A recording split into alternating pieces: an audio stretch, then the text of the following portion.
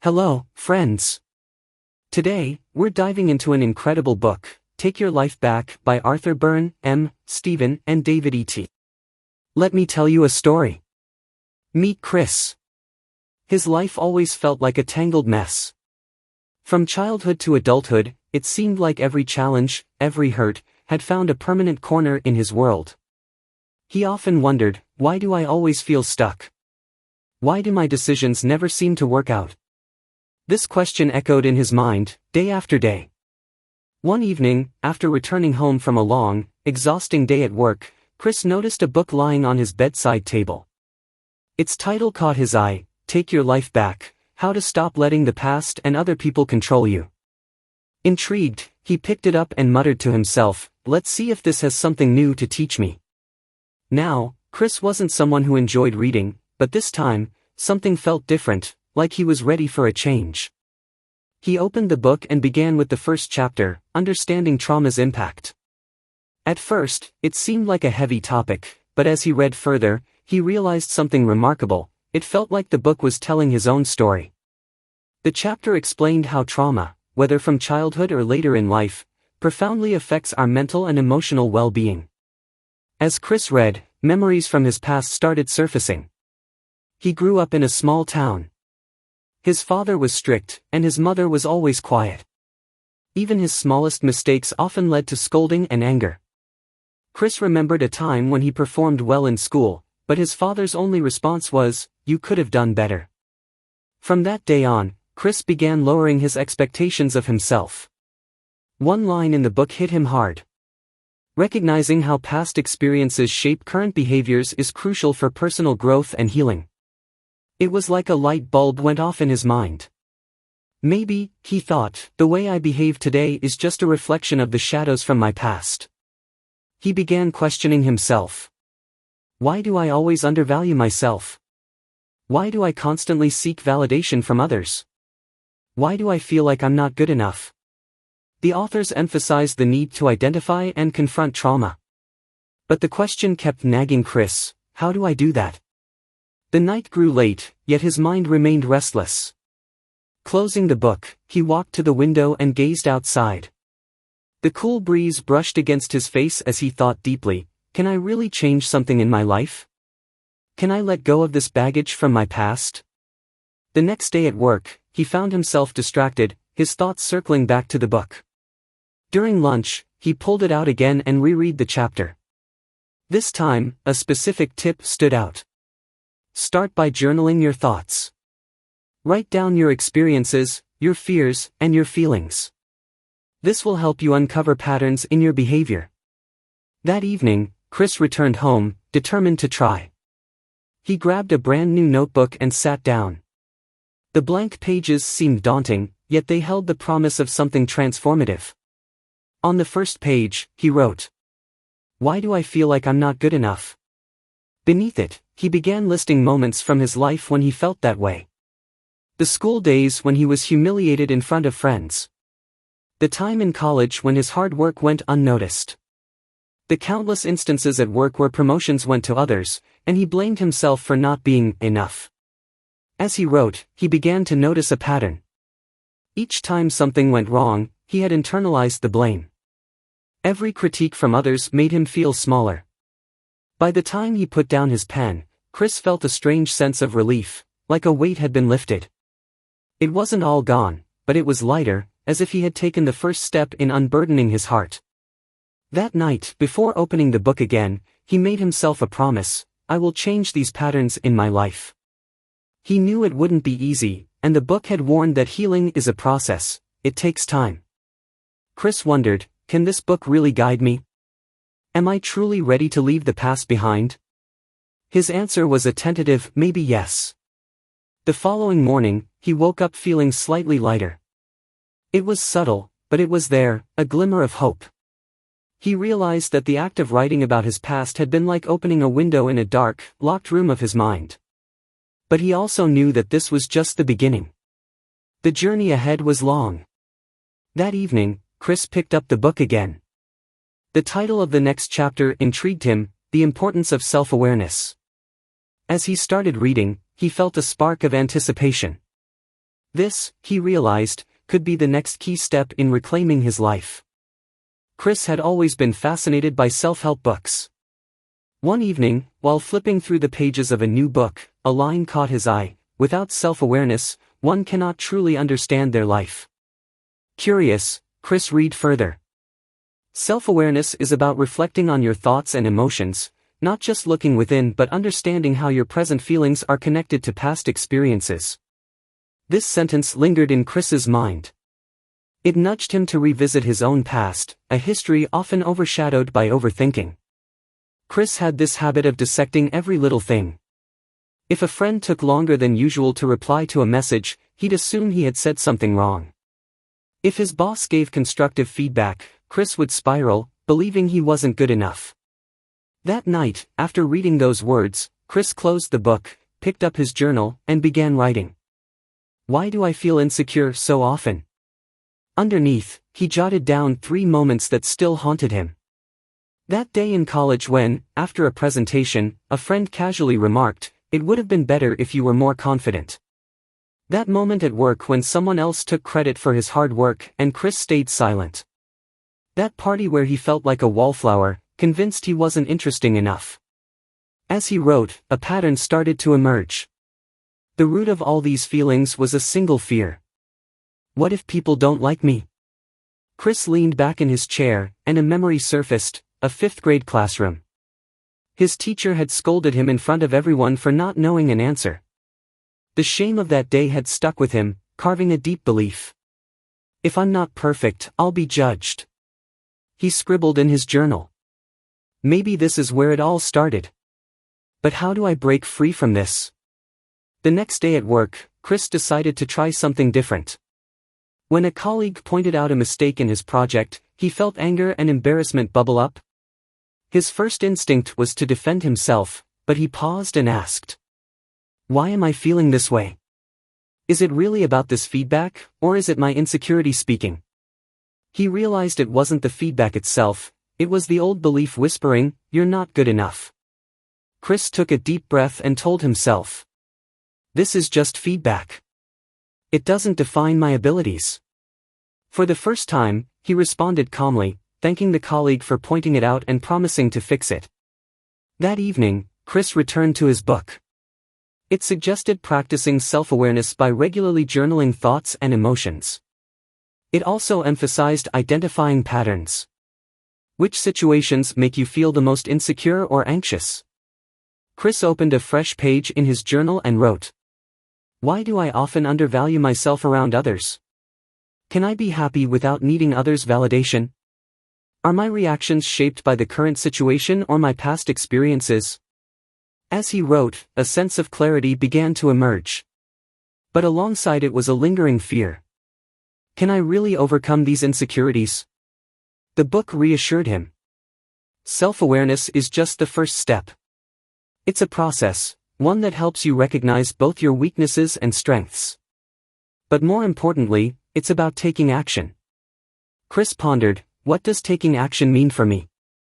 He promised himself to work on his thoughts daily, to pause and question his emotions whenever he felt inadequate. Before bed, Chris wrote in his journal, "I'm not perfect, but I'm trying. And maybe that's enough." A week later, during a meeting, Chris found himself under the spotlight. His boss questioned one of his ideas. Normally, this would have made him shrink back, doubting himself. But this time, he noticed the insecurity creeping in and stopped it in its tracks. He calmly responded, explaining his thought process. To his surprise, his boss nodded in approval. Chris felt a small but significant shift inside, a quiet confidence. He knew the journey ahead was long, but he had learned something invaluable. Running from your fears only gives them power. Facing them, with self-awareness, gives you the chance to rewrite your story. And that's exactly what Chris was doing, one thought, one action, one day at a time. Chris's life was far from over, in fact, it was slowly transforming. The last 2 chapters of the self-help book had taught him something profound. Understanding himself and recognizing his emotions was essential. He had started maintaining a journal regularly, jotting down his thoughts and feelings every day. However, Chris couldn't shake the feeling that the real test of his journey was still ahead. One evening, after returning from work, he picked up the book again. The next chapter was titled Setting Boundaries. As soon as he read the title, Chris took a deep breath. He knew this might be the toughest chapter for him yet. He began reading the first paragraph. Establishing boundaries is essential for a healthy life. By learning to say no and prioritizing your personal needs, you take control of your life instead of letting others control it. Chris paused. Boundaries? Had he ever had any boundaries in his life? It felt like he had spent his entire existence trying to please others and live up to their expectations. Memories started flooding in, how, even as a child, he never said no to anyone, even when it made him uncomfortable. He thought about the countless times his friends had asked for favors, and he always obliged, even if it meant sacrificing his own priorities. At work, whenever a colleague dumped their tasks on him, Chris couldn't muster the courage to refuse. Yet, every single time, he felt used, like people took his help for granted. He read further. Boundaries aren't walls meant to keep people out but guidelines that define what is acceptable for you. This struck a chord deep within him. Maybe boundaries weren't about pushing people away but about helping them understand his limits. The book suggested that the first step to setting boundaries was identifying one's needs and priorities. Chris opened his journal and wrote down 3 questions. What do I need to feel happy and fulfilled? What makes me uncomfortable or drains me? Why do I always put others before myself? As he wrote, Chris realized that he had never truly given importance to his own needs. He had been living life on everyone else's terms, losing himself in the process. The book had another powerful message. Learning to say no isn't selfish, it's self-care. Chris read that line repeatedly. Saying no was perhaps the hardest thing for him, but if he wanted to change his life, he had to learn. The next day at work, Chris got the chance to put this into practice. A colleague who often pushed his tasks onto Chris approached him again, casually saying, "Hey, Chris, could you take care of this for me? I'm swamped and won't have time." Chris's first instinct was to agree, but he stopped himself. He took a deep breath and reminded himself, this isn't my responsibility. If I do this, I'll once again sideline my own priorities. With a slight smile, Chris replied, "I'm sorry, but I'm really busy with my own tasks. I think you'll have to manage this one yourself." His colleague looked surprised, maybe even a little annoyed, but he didn't argue. For the first time, Chris felt empowered. Saying no wasn't as terrible as he had imagined. In fact, it felt like a small victory. That evening, he returned home and wrote in his journal. "Today, I said no, and it made me feel strong. Maybe I don't have to please everyone all the time." The book's next section emphasized the importance of communication. If you don't openly express your feelings and expectations, people won't understand them, it said. Chris reflected on this. Communication had always been a challenge for him. Whenever someone imposed their desires on him, he would either go silent or fail to articulate his feelings. But now, he resolved to change that.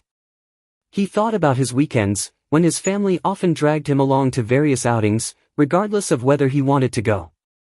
Sometimes, Chris just wanted some time alone, but he could never say no. Gathering his courage, he spoke to his mom one evening. "Mom, I love spending time with you all, but sometimes I need a little time for myself. Would it be okay if I skipped the outing next weekend?" His mom was surprised at first, but she listened. "Of course, Chris. Do what feels right for you," she said. It felt like a monumental step for Chris. He had voiced his needs and, more importantly, they were understood. The book had one final thought that stayed with him. Boundaries not only protect you but also teach others how to treat you. Chris realized that if he didn't define his limits, people would continue to cross them, often unintentionally. That night, he made another list in his journal. "At work, I won't take on tasks that aren't my responsibility. I'll prioritize my own mental and physical well-being. I'll communicate my feelings clearly and assertively." Chris knew this wasn't going to be easy. Years of people-pleasing habits wouldn't disappear overnight. But as he closed his journal, he smiled. For the first time in his life, he felt like he was taking control, not of others, but of himself. And that, he realized, was the most liberating feeling of all. Chris sat down with a deep sigh.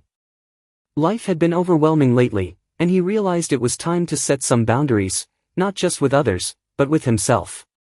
He decided to make 3 commitments. 1. To prioritize his free time and not let it get taken for granted.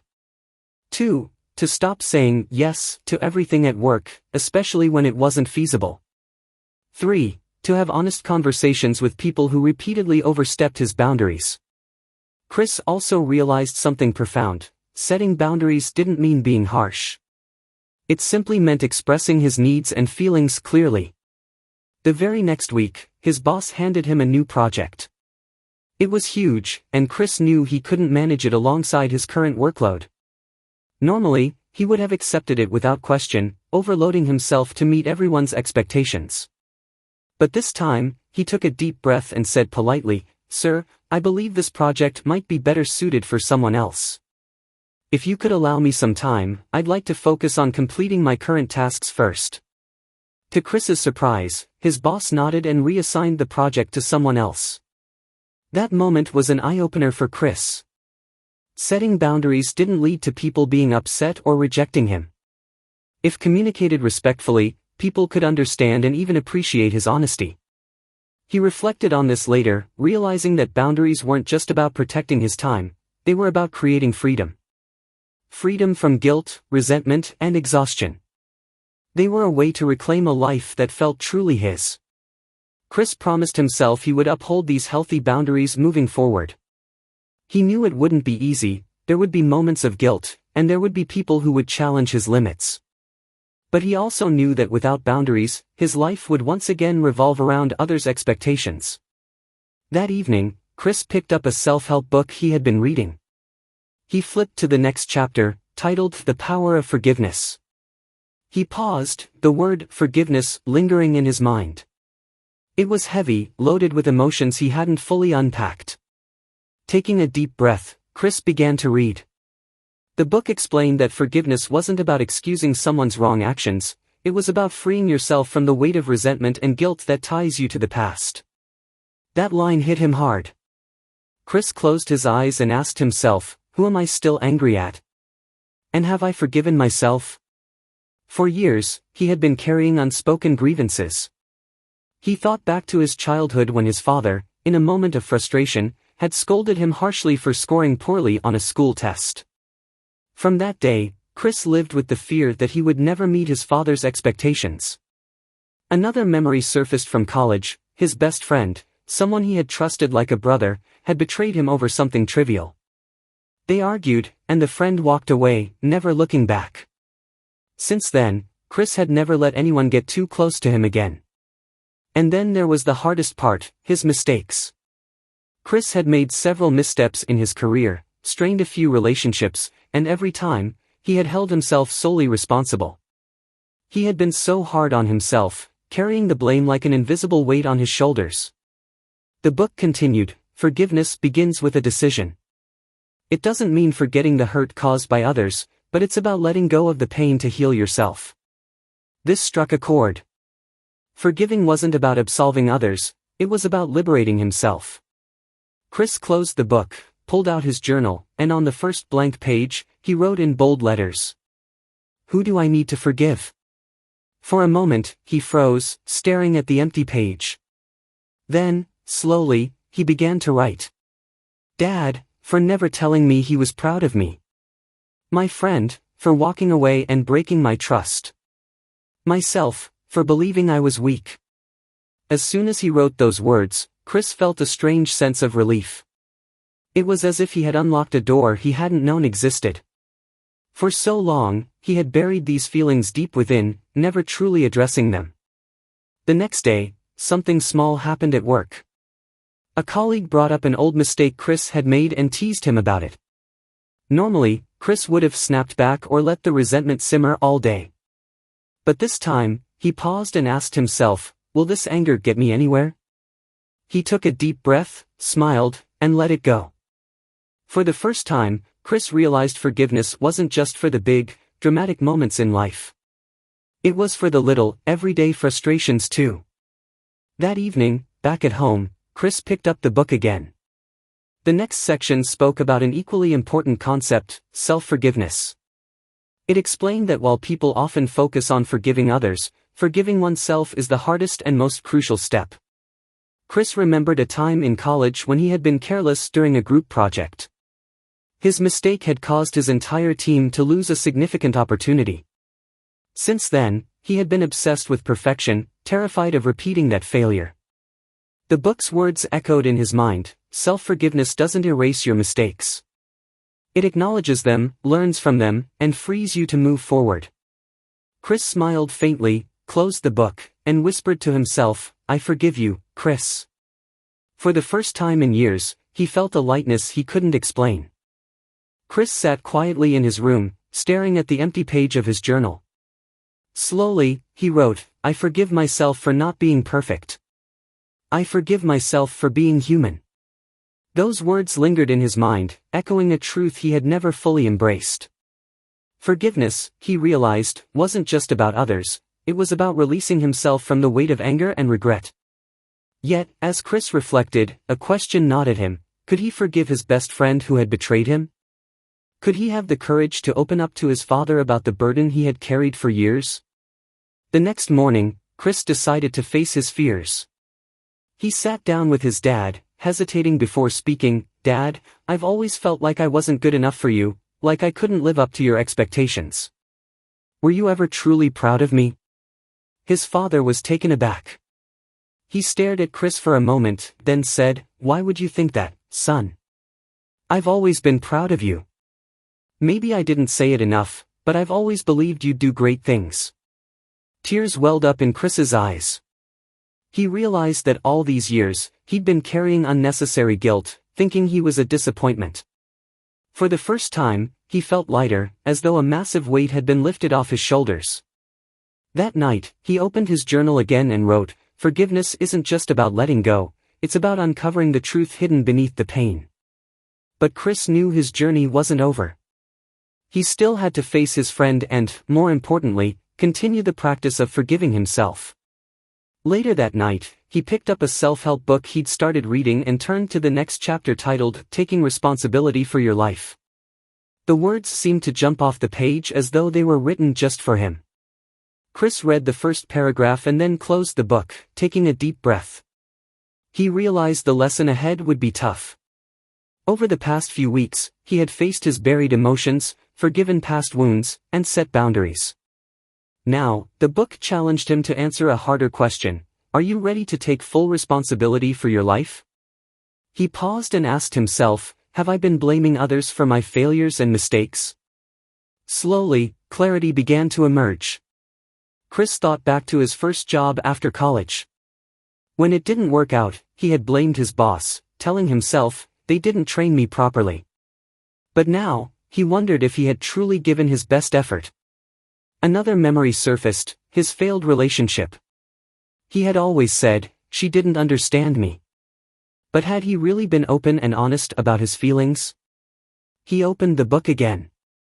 One line hit him hard: taking responsibility doesn't mean blaming yourself for everything. It means recognizing that your actions, choices, and mindset shape your outcomes. For the first time, Chris felt a sense of relief. Responsibility wasn't about self-punishment, it was about empowering himself to create change. He grabbed his journal and wrote down 3 questions. Why didn't my first job work out? Why did my relationship end? What changes can I make in my life? As he answered these questions, Chris noticed a pattern. He had spent years blaming people and circumstances for his struggles. Now, he understood that real change required accountability. The next day, Chris decided to take a small but meaningful step. He resolved to put his full effort into a project at work, without making excuses. Previously, he would think, why try hard if the boss or team doesn't support me? But this time, he approached it differently. He did extra research, communicated clearly with his team, and poured his energy into the project. When it was completed, his boss praised his effort. For the first time in years, Chris felt the power of taking charge. That evening, he returned home, picked up his book, and read the next section. Empowerment begins when you stop waiting for others to fix your problems. Start with small, actionable steps to create the life you want. He wrote in his journal. I will no longer wait for someone else to solve my problems. I will take charge of my own life. Chris knew the journey wouldn't be easy. Taking responsibility after years of relying on others felt daunting, but it also made him feel stronger. He started showing his family the same mindset shift. In the past, if something at home wasn't done, Chris would blame his parents or siblings. But now, he decided to take initiative. He cleaned the house, repaired old furniture, and inspired his family to take ownership of their roles. One line from the book resonated deeply with him. When you take responsibility, you don't just change your actions, you redefine your identity. Chris realized that each step he took wasn't just about fixing problems, it was about becoming the person he wanted to be. He wasn't just forgiving himself for past mistakes, he was embracing the power to shape his future. And for the first time in his life, Chris felt truly free. Reclaim your power. No one else can control your happiness and success unless you let them. Chris had jotted down this line in his journal. Something about it struck a chord deep within him. He had been holding on to resentment for far too long, blaming others for the way his life had turned out. That night, he did something he hadn't done in years. He reached out to his old friends. Friends he had distanced himself from, convinced they didn't value him. But as the messages were sent, he realized the truth: relationships are a two-way street. If you want them to thrive, you have to nurture them. Chris opened up, apologized, and made an effort to reconnect. Slowly but surely, his friendships began to heal. And in doing so, he discovered something important: friendship isn't just about having fun, it's also about responsibility. But that wasn't the only area of his life Chris wanted to improve. For years, he had told himself he didn't have time to focus on his health. "I'm too busy," was his favorite excuse. But deep down, he knew it was just that, an excuse. One morning, he woke up early, laced up his sneakers, and went for a jog. It wasn't easy at first, but as the days turned into weeks, he started to feel more energized. He cut back on junk food and found that small, consistent changes made a huge difference. For the first time in a long time, Chris felt like he was in control of his life. One evening, after a long day, he sat down with the book that had started it all, the book that had inspired him to take his life back. He had been reading it chapter by chapter, soaking in every lesson. That night, he reached the final chapter. The title read, "Living a Fulfilled Life." The very first line struck a nerve. Fulfillment doesn't come from a perfect life. It comes from living with purpose, gratitude, and authenticity. As he read those words, a flood of memories came rushing back: the pain he had endured, the mistakes he had made, the lessons he had learned. He thought about how far he had come and realized it all boiled down to one thing: taking responsibility for his own happiness. But there was still one question lingering in his mind. What's my purpose? Chris took a deep breath and asked himself, what can I do that will truly bring me joy and fulfillment? Then it hit him. Writing. He had always loved to write.